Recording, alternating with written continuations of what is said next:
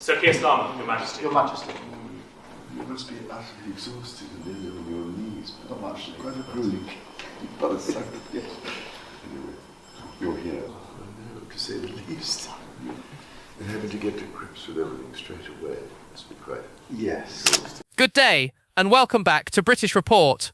Right, everyone, hold on to your seats and perhaps a glass of something very stiff, because we have just uncovered what can only be described as the ultimate political Hail Mary pass. Sir Keir Starmer, a man currently presiding over a polling collapse so vertical it looks like a cliff edge, has reached for the most ancient and gilded shield in the British Constitution.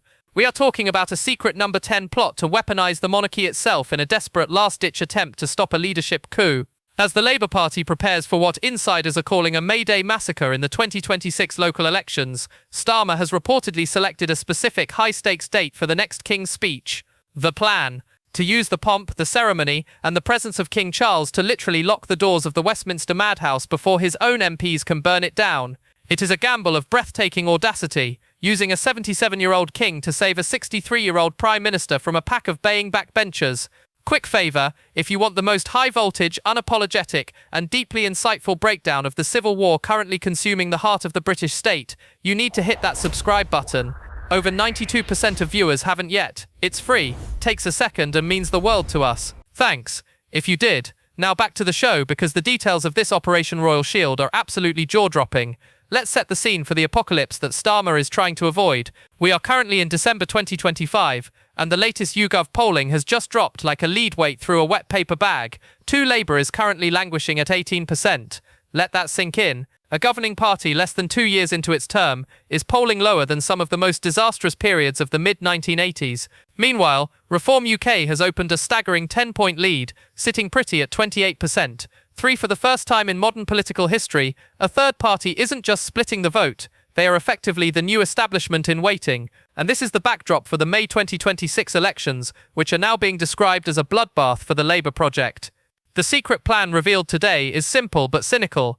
Advisors in number 10 have reportedly circled May 12 or 13, 2026, in red ink. This is exactly 1 week after the local elections on May 7. Why that date? Because Starmer's aides believe that if they can get King Charles to stand in the House of Lords and read out a brand new shiny legislative agenda just as the smoke is still rising from the electoral ruins, it will force the plotters to back down. The logic from a government source, as reported by the BBC, is chillingly pragmatic. It will be much harder for somebody to challenge the PM and say we need to go in a different direction when the King is about to come to Parliament to announce what we're doing for the next year. It is, quite literally, using the King as a human shield against a democratic mutiny. Think about the sheer scale of the electoral disaster Starmer is trying to kingwash.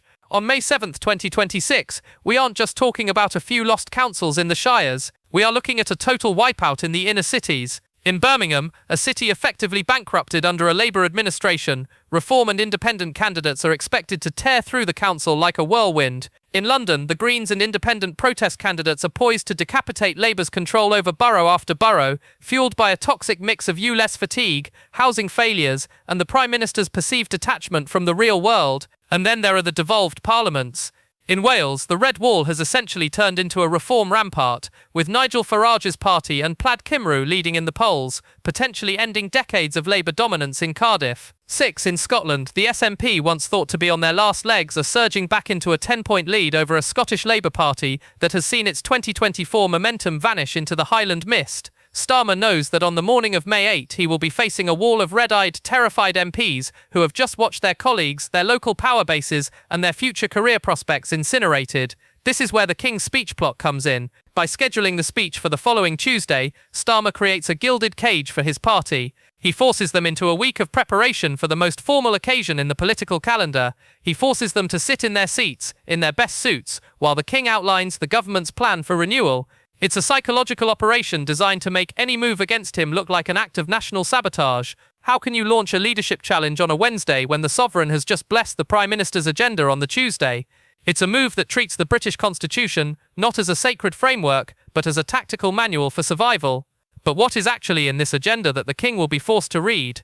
To make the distraction work, Starmer is planning a great reset of policies. 7. We're hearing whispers of a radical House of Lords reform, the mandatory retirement of peers over 80.8. It's a classic Starmer move, a technocratic fix to a non-existent problem designed to look like reform while the NHS is still bleeding out. There will be a new immigration bill, designed by Home Secretary Shabana Mahmood, which will try and likely fail to appease the reform voters by rearranging the deck chairs on the asylum system. There might even be an AI and copyright bill, because apparently, the voters in Hartlepool are losing sleep over the intellectual property of chatbots while they can't afford their heating bills.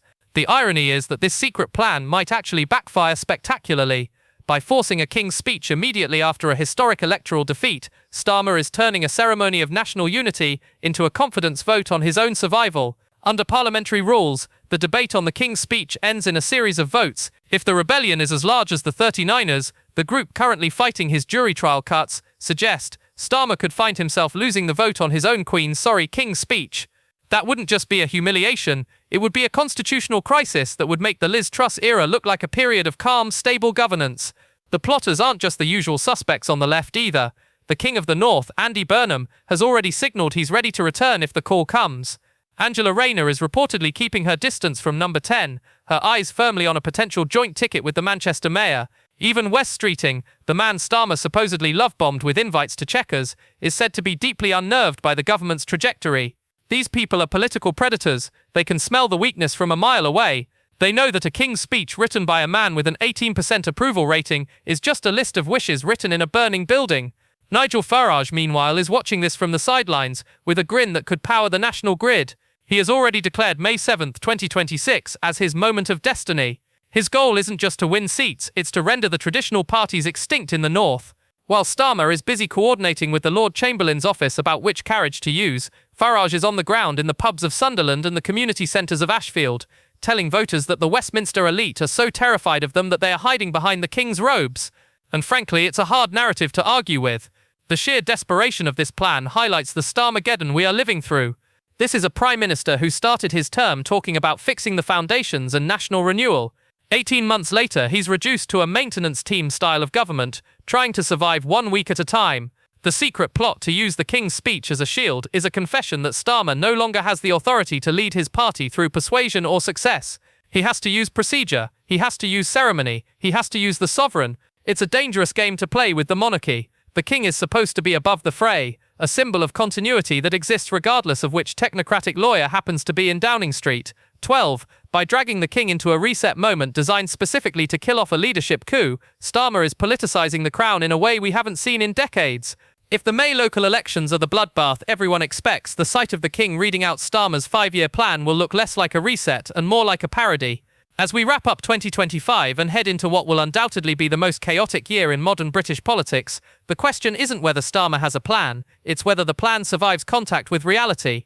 You can schedule the king's speech for whenever you like, but you can't schedule a recovery in the polls. You can't schedule the unburning of the Red Wall, and you certainly can't schedule the silence of a Labour Party that has realised its leader is a one-term mistake. The secret plot is out. The date is set, May 12, 2026. The world will be watching to see if a crown and a carriage are enough to save Keir Starmer, or if the King of the North and the Man of Reform are already halfway through the door of number 10. The countdown to the May massacre has officially begun. Thank you so much for watching.